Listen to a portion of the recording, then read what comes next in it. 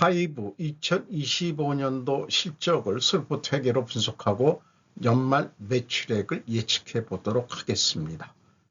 매출은 36.3%가 증가했고 영업이익 4.7%밖에 증가하지 않았습니다. 상품 회전율은 25회전으로 산출되고 PBR은 4.11 상태입니다. 재고자산 매출원가 분식회계 개연성 견해를 말씀드리고 자본변동표 2024년 오류가 발견됐습니다. 구독, 좋아요 부탁드립니다. 하이브에 대한 사업계획입니다. 본사는 용산구 한강대로 42번지에 하이브 빌딩이 별도로 있는 것으로 되어 있습니다. 엔터테인먼트 기업으로서 글로벌 아티스트를 육성한다는 것을 내세우고 있고요. 음반, 음원, 공연, 광고 등 앞서 방송한 JYP하고 거의 영업 내용은 같은 것으로 되어 있습니다. 음악 영역은 아티스트를 양성하고 음반 콘텐츠를 제작한다. 이렇게 또 설명을 하고 있습니다. 플랫폼 영역은 위버스를 기반으로 하이브의 콘텐츠 연결과 확장을, 테크 기반 미래성장 영역은 미래형 엔터테인먼트 연구개발을 집중적으로 지금 추진하고 있다고 설명하고 있습니다. 대표인 방시혁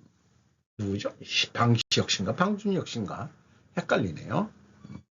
뚱뚱했었는데 살을 많이 뺀 것 같습니다. 주가는 25만 7천 원으로 1년 전보다 13.7% 상승했습니다. PBR은 4.11로 0.39포인트가 상승했습니다. 5% 이상 주주내역은 방시혁 씨네요. 30.86%, 넷마물 방준혁이 형이라고 돼 있던가요? 9.23%, 국민연금이 8.63%, 두나무라고 암호화폐 회사가 들어와 있습니다. 5.4%, 메릴린치, 모건스탠리, 골드만삭스 외국인이 20.14% 지분을 소유하고 있습니다.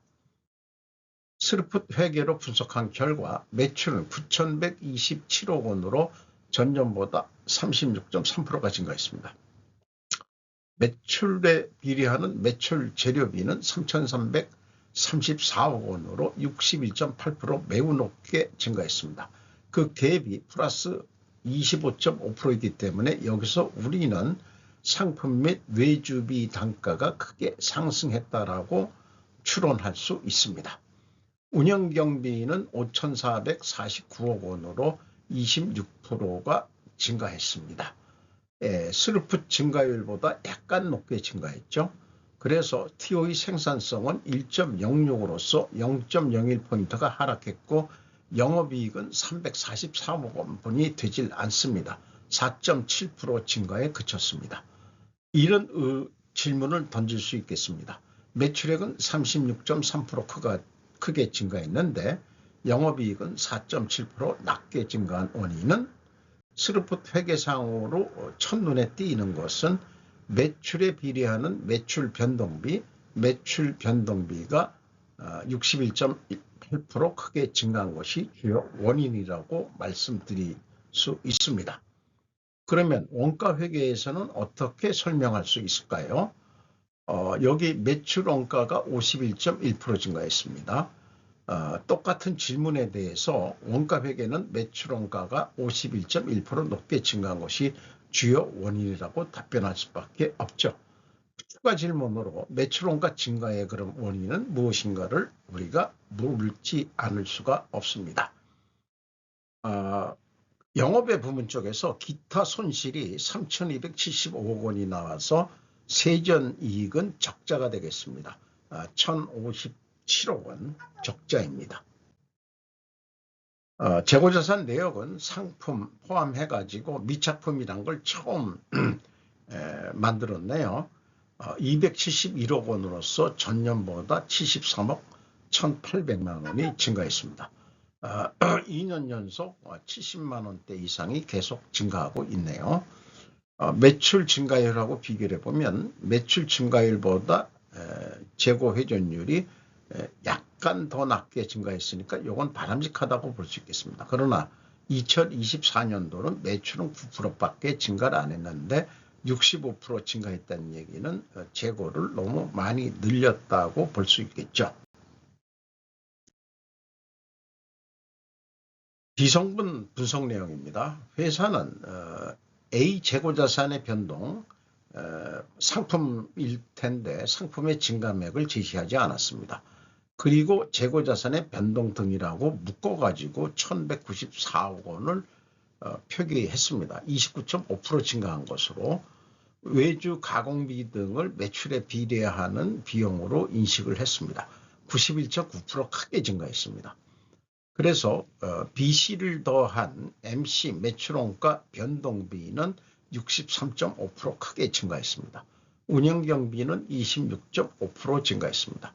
운영경비 5,449억 원에서 판매관리비 2,128억 원을 뺀 3,321억 원이 현장 운영비용이 되겠습니다. 40.5%가 증가했고 재료 비율, 변동 비율은 50.3%로 3.3% 상승했습니다. 여기서도 우리는 상품 및 외주 가공비 가격이 상승했다라고 2차 추론할 수 있겠습니다. 비성분 재고자산의 변동 등 일괄 표기로 상품의 변동액과 상품 매입액을 구분하지 않는 공시 방식은 애초에 신뢰감이 없고 수치를 저는 믿을 수 없다고 표현할 수 있겠습니다. 재고자산 증감 내역도 그래서 제가 맞춰주지 않고 67억 차이가 있다. 총 영업비용에 총 제조비용이라고 제조업 용어로 쓰자면은 그렇습니다. 하이브야말로 재고자산 공시를 상기 재고 흐름 양식에 의해 기초재고가 얼마 있었는데 있고 구매량이 얼마고 판매량이 얼마다. 그래서 지금 남아있는 재고가 얼마다. 이렇게 공시를 해야 될 것입니다. 이런 것을 구분 안 하고 재고자산의 변동 등 해서 한 것은 애초부터 소비자를 우롱하는 처사이고 조금 더 심하게 가면 건방진 놈들이라고 얘기를 할 수밖에 없을 것 같아요. PQ 총제조 비용도 동일한 금액으로 차이가 나는 거고요. 상품의 증가액에 해당합니다. 현금 흐름표로는 일반적으로 맞춰주죠. 원가 회계하고 영업이익 차이 33억 2,800만 원은 재고자산의 증가액에서 가공비율을 곱하면 검증이 되겠습니다. 주요 운영경비입니다. 인건비가 820억 원, 전년보다 4.7% 증가했는데 직원 수는 893명으로 70명이 증가했고 전년도는 52명이 증가했습니다.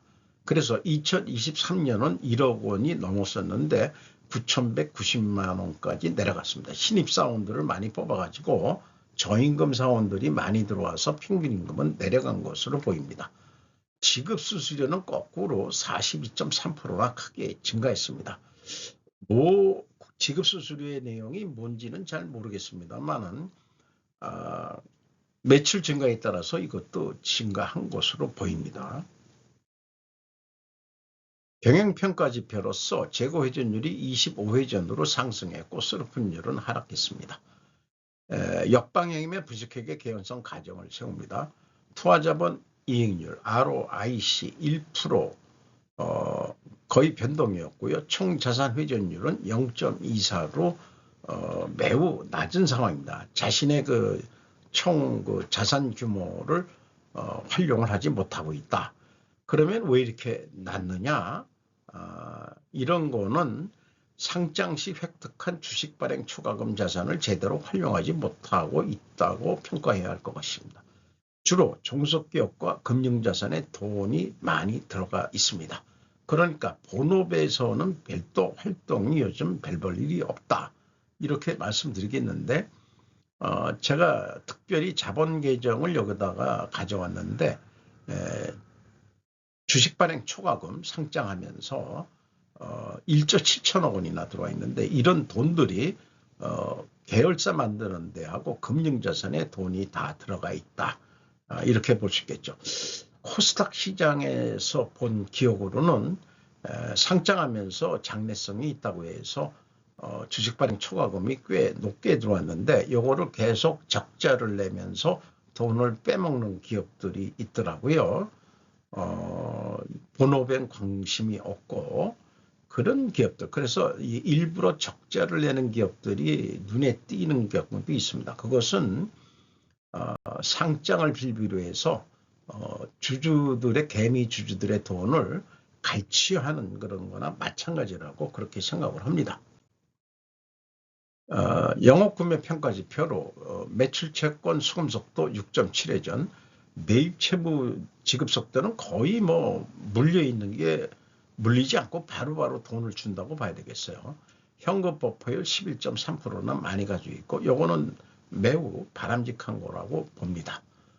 두퐁 ROE 자본 회수율 1.3%로 변동이 없습니다. 앞서 얘기한 대로 그 두 가지 경영평가 지표가 역방향이라서 분식회계 개연성 가정을 세우는데 이를 반증하기 위해서는 원재료 매입 가격이 하락하고 여기서는 상품 매입 가격이 하락하고 외주비 가격이 하락한 것을 봤으면 좋겠습니다. 그리고 수주 판매 가격도 하락했을 것이다. 그러면 하락했느냐? 그 엔터테인먼트 회사도 방위산업체 이상으로 평균 단가 산정이 유의미하지 않습니다. 뭐 이런 식으로 얘기를 했어요. 평균 단가 산정의 유의미는 소비자가 따질 얘기지 자신들이 예단할 사항은 아니라고 봅니다.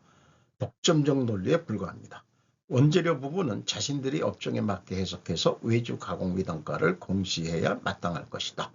협력업체들이 열악한 저임 단가로 수주받는다는 증언들이 있기 때문에 지금 봐서는 외주 단가도 많이 오르지 않았겠느냐 이렇게 생각이 됩니다만은 아마 그 금감원 공시 기준 의무 조항을 좀 바꿔야 될 것 같아요. 그 표준 그 공시 그 내역은 원재료 가격 추이, 제품 가격 추이 이렇게 돼 있습니다만은 업종에 맞춰서 제대로 해석을 해서 자신들이 원재료 성격에 해당하는 것들 상품 유통업은 당연히 상품 매입 가격을 얘기해야 될 거고요. 이런 경우는 지금 외주비라든가 상품 이런 것들을 공시해야 되지 않겠냐. 그리고 여러 가지 그 영업 음반 판매만이 아니고 뭐 저기 이 콘서트 열고 뭐 이렇게 되는데 그것도 뭐 평균 못 낼 일이 없죠. 하면 되는 거지. 안 될 게 어디 있겠어요. 인간이 하는 일인데. 그래서 일단은 그 제품 가격 추이에 내놓은 곳은 매출액만 얘기는 했는데 사업 부문을 여러 군데로 나눴습니다. JYP보다도 뭐 하나 더 좀 더 있는 것 같은데요. 공연, 광고, 출연료, MD 및 라이선스싱, 뭔지 콘텐츠, 그 다음에 팬클럽 등 기타 뭐 이렇게 해서 JYP하고 비슷합니다. 그 매출 비중률이 많이 그 분산되어 있지만은 한마디로 그 K-팝이니까 음반 매출이 29.77%인데 2023년부터 이게 계속 줄고 있어요. 그게 이제 여기 핵심일 것 같습니다. 그러니까 콘텐츠 제작비가 많이 들어가는데 외주 가공비까지 음반은 하이브가 요즘에 히트작이 없다. 잘 안 팔린다. 이런 얘기가 될 것 같습니다. 어쨌든 반증 불가입니다. 부식회계 개연성 가정을 세우는데 제가 투명성을 입증해 주고 싶어도 회사는 사양하고 있네요. 찔리는 게 있는 건지. 현금 흐름 재무지표입니다. 1번 EAT 세후현금 순이익 1321억 원을 벌었습니다. 손익계산상으로는 당기순이익이 1,400원 적자이지만 실질적으로는 1,321원 현금이익이 있습니다. 두 번째 EMS 사업활동으로 전체 유출된 돈이 3,289억 원이 있습니다. 그리고 최종 1,147억 원의 현금을 잃었다. 이렇게 볼 수 있겠습니다. 왜 잃었다고 얘기하냐면은 캐펙스가 줄었거든요. 그러면은 줄었으면 현금이 들어온 건데 최종으로 따져도 이게 마이너스가 얘기 나온다면 실질적으로는 현금은 날아갔다. 1147억 원만큼 이렇게 볼 수 있겠고요. 종속기업 비율이 70.9%에서 67.5%로 내려갔습니다. 이 정도면 50%가 넘으면은 본인들이 주업종이 지주회사 성격이 됐다고 볼 수밖에 없을 것 같습니다. 돈들을 그 계열사 종속기업에 엄청 많이 투자하고 있는데 그쪽에선 돈을 벌고 있는지 모르겠어요. 자유현금 흐름 채권자한테 509억 원을 갚았습니다. 그래서 이자 부채 레버리지율은 18.8%로 내려갔고요. 주주 자유현금 흐름 마이너스 2108억, 주주들이 돈을 다부 투자를 했다는 얘기죠. 그렇습니다. 그리고 2024년도는 78억 8,600만 원 주주들이 가져갔다고 되어 있는데 대차대조표에 의해서 산출된 것은 이렇게 산출이 되는데 이게 검증이 되지가 않습니다. 여기 소유주와의 거래 내용이 복잡합니다.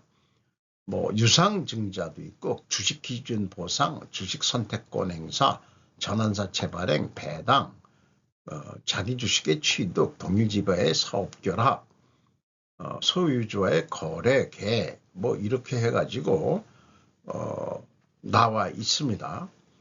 그래서 이거를 검증을 해보면은 이건 자본 변동표에 의해서 나온 겁니다만은 FCFE 아트만 그 알고리즘 산적에서는 78억 8,600만 원요. 갭이 291억 5,600만 원 차이가 납니다. 이거를 제가 틀리기 때문에 검산을 해봤습니다. 가로 세로. 이게 무슨 금액이냐? 유상증자 금액입니다. 뭔가가 에러가 났어요. 2024년에 유상증자가 됐냐? 그것도 그게 불분명한 것 같습니다. 그래서 재무제표마저도 불성실함이 보입니다. 이것은 자본 변동표하고 비교했을 때 틀리면 안 됩니다. 근데 틀리거든요. 이런 걸 갖다가 회계법인 사람들은 뭐 젊은 애들이면 애새끼라고 얘기할 텐데 그냥 그렇게 해가지고 그냥 나올까 어떻게 이해가 요해가 되지가 않습니다. 그래서 제가 2024년도분은 엑셀 데이터니까 그 가로로 검산하면 맞아요. 가로로 요걸 검산하면은 2조 5,256억 원. 그런데 세로로 검산하면은 2조 5,548억 원. 그래서 291억 원이 차이가 있는데 이게 무슨 금액하고 똑같으냐 그러면은 유상증자 금액이다 이 말이죠. 그럼 2024년도에 유상증자가 진짜 된 거냐? 그러면은 뭐가 이게 이 대차가 안 맞는데 어떻게 맞춰버린 거거든요. 뭔 얘기인지 모르겠습니다. 자본 총계마저도 신뢰가 부인됩니다. 어쨌든 그렇고 매출 실적을 근거로 내년도 올해 매출액을 예측해 보도록 합니다. 운영경비가 26.5%인데 20%만 증가한다고 하고 영업이익이 4.7% 증가했는데 저는 5% 감소한다고 봤습니다. 그러면은 매출액이 1조 816억 원, 매출 재료비 기준에서는 그 매출 재료비가 61.8% 너무 높게 올랐는데 이게 지금 2025년도에 너무 비정상적으로 올랐다. 45%만 올리는 거로 하자. 그래서 1 더하기 45%를 매출 재료비율인데 재료비율을 올렸어요. 왜냐? 이걸 좀 올리는 만큼 매출 재료 비율도 좀 45%에 해당한다. 이렇게 하면은 한 1조 742억 원 정도 예측이 되겠습니다. 그러면은 판매 계획 예측을 어떻게 할 거냐?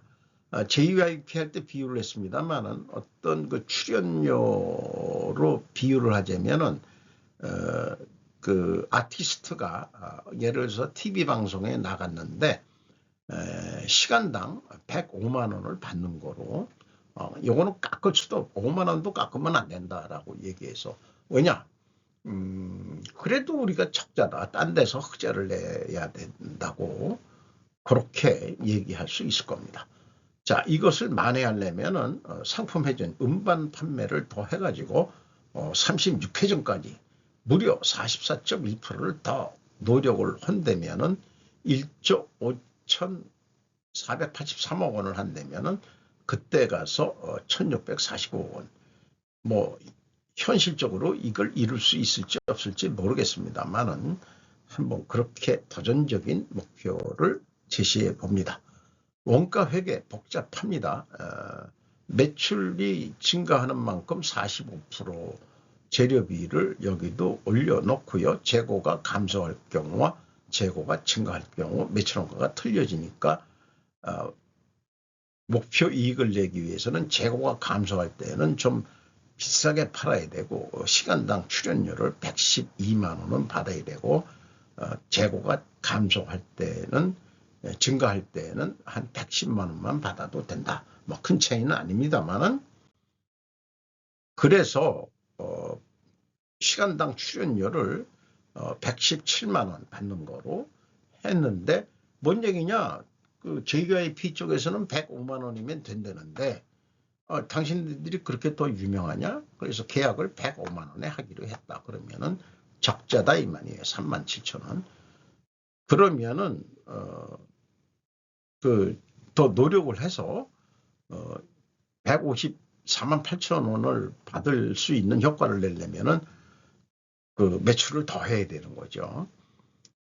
그런데 그 상품 재고가 줄어든다고 봤을 때 영업이익은 그렇게 늘어나는 게 없습니다. 그래서 다시 비교를 해보지만은 스르프상으로는 그 105만 원이라도 적자인데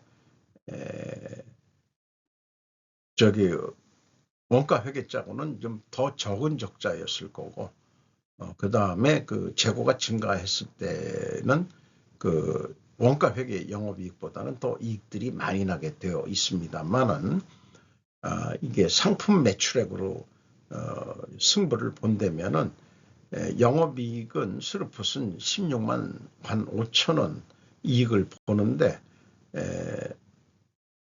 재고가 줄면은 원가 회계는 이 매출 원가가 증가함으로 인해 가지고 28,529원분이 돈을 못 번다. 그래서 스루풋보다는 1,364억 원, 그러니까 13만 6천 원은 이익 영업이익이 줄어든다. 이렇게 예측해 볼 수 있겠습니다. 어쨌든 이 엔터테인먼트 회사야말로 원가 회계가 필요 없는 업종 아니냐. 번 돈에서 그냥 쓴 돈 빼는 거로 하자. 그게 가장 손쉬울 길이 있는데 그놈의 원가 회계 때문에 일을 복잡하게 만들고 있어요. 그리고 상품 재고도 좀 줄여야죠. 그러니까 상품도 과잉 생산하지 말라고 제닛 앨런 언니가 얘기한 거 좀 지켜주시고 그리고 저희가 희망하는 것은 글로벌 금융자본인 로스차일드 여사께서 원가 회계를 ESG 같이 쓰레기통에 버리자고만 얘기해주면 이 세상은 급변할 것으로 예상이 됩니다. 대규모 편집증 환자로서 그 도표를 만들어 본 내용이겠습니다. 오늘도 좋은 하루 되시기 바라고요. 하이브가 매출액은 JYP보다는 많지만은 실속이 없다 이렇게 나타나네요. 별도로 JYP와 하이브에 비교하는 것을 별도로 방송해야 될 것 같습니다. 이상 기대하십시오. 이상 마치겠습니다. 오늘도 좋은 하루 되시기 바랍니다.